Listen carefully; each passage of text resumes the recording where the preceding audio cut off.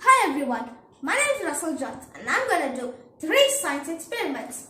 The hovercraft, car race and the dominoes block. My objective is to explain the relationship with friction and motion and connect with Newton's 3 laws of motion.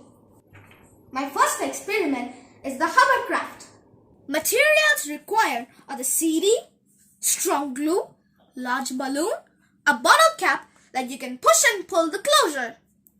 First, put hot glue around the bottom edge of the cap and attach the cap to the compact disc. Blow up the balloon so it's pretty big.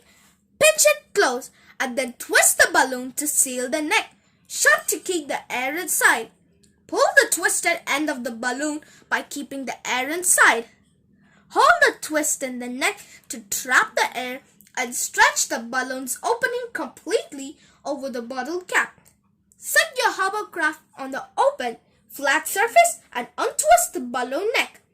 As the balloon contracts, air is pushed through the holes. This cushion of air dramatically reduces the friction between the CD and the surface that allows your hovercraft to move freely over a smooth surface.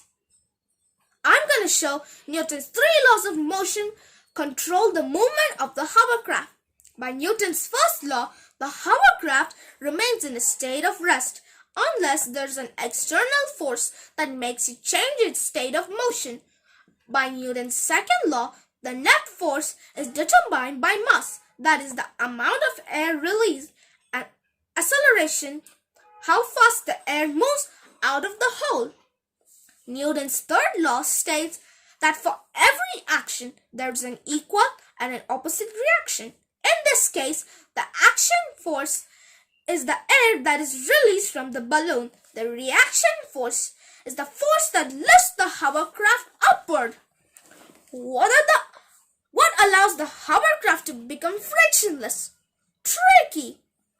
The air escaping out of the balloon forms a thin cushion that the hovercraft floats on, thereby greatly reducing the friction. Smoother surfaces are easier to glide over than the rougher ones because of decreased friction. My next experiment is the dominoes block.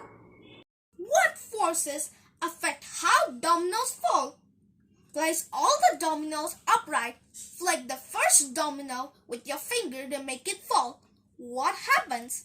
Gravity is the main thing that makes my projects possible. This force pulls a domino toward Earth, sending it crashing into the next domino and setting off a chain reaction. So what energy conversion is happening? Standing a domino upright gives it potential energy. When the domino falls, much of its potential energy is converted to kinetic energy or energy of motion. Energy continues traveling from domino to domino until the last one falls. There's another important force that acts on toppling dominoes: friction. This slowing force comes into play whenever moving surfaces make contact. Falling dominoes create friction as they slide against one another and when their bottom edge slips against the ground. And my next experiment is the Hot Wheels car science experiment. Materials required are Hot Wheels, ramp, container, scale, and last but not least, the weighing machine.